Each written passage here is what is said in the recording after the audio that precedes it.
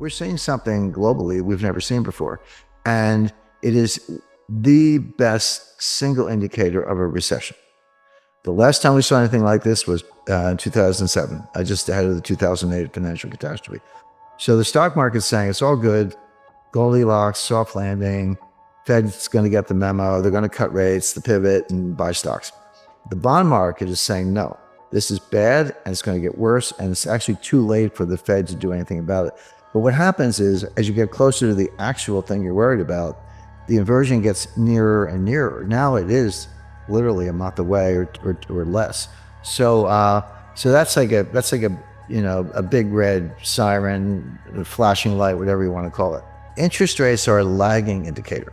Everyone's like, well, how could interest rates going up if we're in a recession?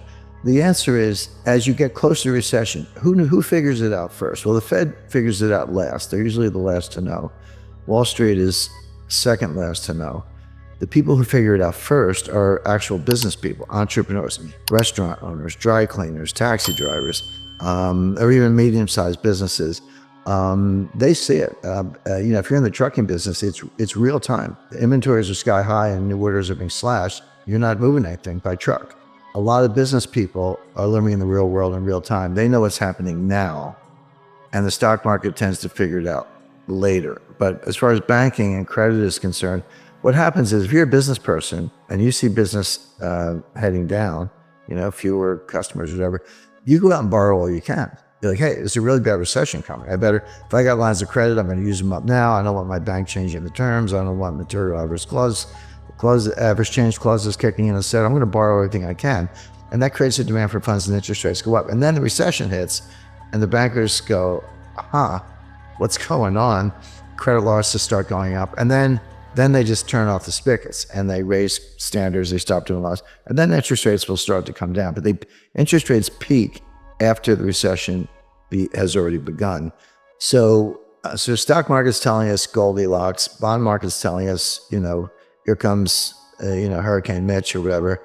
And then there's what I call the reality. What I see is a kind of a hybrid. The Fed's doing what they're doing, right or wrong. Okay, they're doing what they're doing. The market has their own interpretation. I agree with the market, certainly the bond market, that the Fed has probably over-tightened. They're going to keep going for the reasons I explained. That means they're going to make it worse. They're going to make the recession even worse. And they may pivot to say that there could be a rate cut.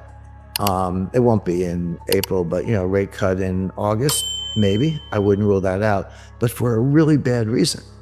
In other words, if the Fed cuts rates, which they may, the pivot may be real. It's not because they engineered a soft landing and Goldilocks and everything. Oh, it's just right. It's because they screwed up as usual, as they've been doing since 1913. They over-tightened. They didn't look at the forward indicators I described, and they found out too late. Then they have to slam on the brakes, or take the foot off the brake, if you will, in terms of rate hikes, and then pivot. And we've seen this movie before. This is exactly what happened in 2018. I mean, I don't know. Attention spans seem to be short these days, but it wasn't that long ago. Go back and look at a chart, any stock index chart from October 1st, 2018 to December 24th, 2018. Less than 3 months. The stock market dropped 20%. I mean, it's like 19.9 or something on the Dow, so maybe not technically a bear market, but yeah, what's the difference? It dropped 20%, culminating in the Christmas Eve massacre, December 24th, 2018, when I think NASDAQ dropped like 3% in one day. Now, here's the point. The Fed was tightening into that collapse. The Fed tightened on December 16th, 2018, only like 8 days before the Christmas Eve massacre, and after most of the 20% collapse had already happened. They tightened one last time. So what it shows you is that when the Fed's on a mission, they actually don't care about the stock market, this whole, Bernanke put and Greenspan put and all that. That's not how it works. They don't care that much about the stock market level. Here's what they do care about. They care about disorderly markets. And that's the key word. It's not, stocks are going down, but it's, kind of a little, 0.5% a day, 1% a day, trending down, lower highs, lower lows, trending down. The Fed doesn't care about that. They're not going to bail out the stock market. They do care if it's disorderly. When was it disorderly? Well, March 2020, at the worst part of the pandemic. It dropped like 30% in like 2 or 3 weeks. The fall of 2008, I mean, it was like somebody opened a trap door. The Fed does care about that because that kind of disorderly behavior can feed on itself and end up in a 1929 type scenario. So the Fed will get the memo, as I put it, stop raising rates and begin cuts when the markets are disorderly, but not just because they're going down. So there may be a pivot, in late August, or July thereabouts, but not because of Goldilocks, but because it's not a soft landing, it's a crash landing. But real quick, I guess, let's stick on the recession just for 1 second, because there's the, bad recessions generally come along with a lot of job losses. Do you see, given that this recession could be worse than most are expecting right now, there being, wide-scale layoffs of the sort we've seen in some of the bad previous recessions, like 08, like 01? The answer is yes. And first of all, we're seeing it already. I don't match the company the exact number, but layoffs on order of magnitude 10,000 to 20,000 terminated employees at Google, Amazon, Facebook, other tech names. It affects other sectors as well, but tech in particular has engaged in a massive series of layoffs. And so people go, well, wait a second, how come it hasn't shown up in the unemployment numbers? Because the unemployment rate is it's around 3.5, 3.6, I don't know the exact number. It's right in that neighborhood, 3.5, 3.6. We haven't seen that level of unemployment, that low, that is, since the 1960s. This isn't like, a good year or a good day, this is the lowest since the 1960s. And the Fed is absolutely looking at that. You're right about that, Adam. And they're saying, and of course they believe in the Phillips curve, which is junk science, but the Phillips curve, for those who are not familiar, says there's an inverse relationship between unemployment and inflation. So if unemployment is high, inflation is low. And if unemployment comes down, inflation goes up. And so if you want to get inflation down, you should expect to bring unemployment up. That's what the Fed believes. What I just said is nonsense. It's not true. It's junk. But the Fed believes it. Again, it doesn't matter what I think. It matters what the Fed thinks. They say you got to put yourself in their minds to figure it out. So as far as they're concerned, those kind of unemployment numbers, lowest since the 1960s, that's inflationary. They got to get those numbers up. Now, here's what the Fed is missing, or maybe everybody's missing. When you hear these layoff announcements, people are like, well, if they're laying off, why isn't the unemployment rate going up? Unemployment lags the business cycle. Unemployment is a lagging indicator. When you're an employer, entrepreneur, and you're in any kind of distress, not as many customers walking in the door, you'll do everything you can to avoid laying people off. You'll, be late on the rent. You'll turn down the lights. Find a cheaper laundry, whatever it takes. And then by the time you get around to firing people, you run out of options. Like, I've done everything I can.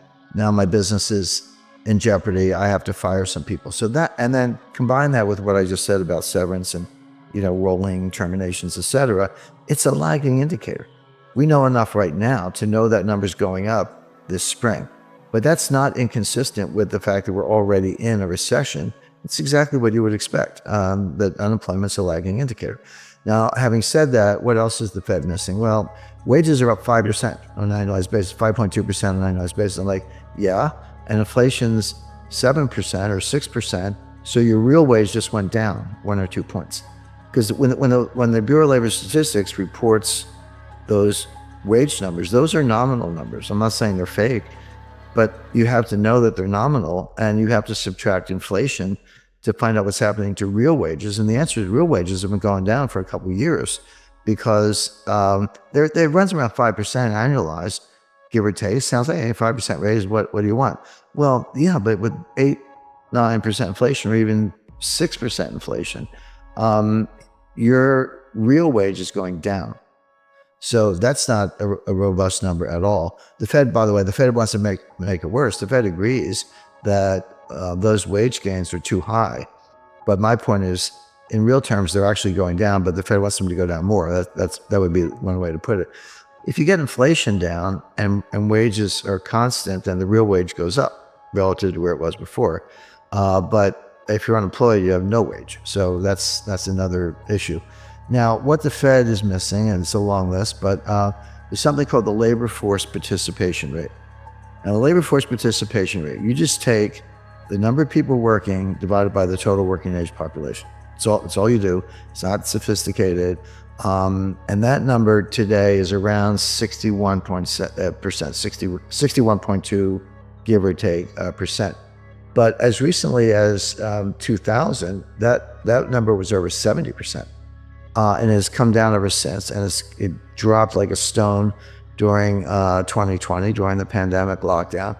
Came back a little bit, but not much. The reason it got, first of all, it's never 100%. It shouldn't be. There are legitimate reasons to be working age population not working. You're a homemaker. You're a student. You're an early retiree. You're in the military.